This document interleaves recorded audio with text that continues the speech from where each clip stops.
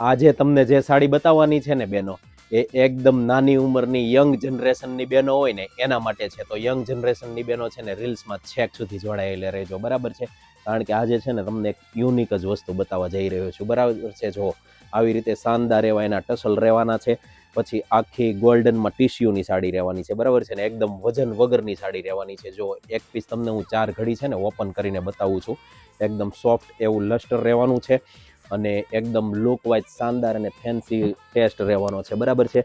હવે જો આમાં કલરની વાત કરું ને તો એક આ ગોલ્ડન કલર મેં પેલો પાથર્યો છે, પછી બીજો જો એક આ કલર રહેવાનો છે. આ કલર બી એટલો જ શાનદાર છે.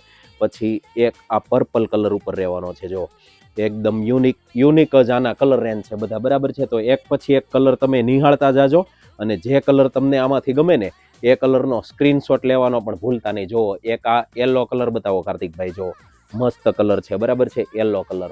અને બધા જ ની અંદર છે ને પલ્લુ થોડાક કોન્ટ્રાસ્ટ રહેવાના છે. બાકી આખી સાડી આવી રીતના બેઝ ગોલ્ડમાં રહેવાની છે. જો આ બ્રાઉન કલર છે, એકદમ હટકે અને યુનિક કલર છે. 7 કલરની રેન્જ છે. પછી આ ગોલ્ડનની અંદર બીજો એક ટોન છે. જો આ કલર બી અત્યારનો એકદમ હોટ ચાલે છે, બરાબર છે.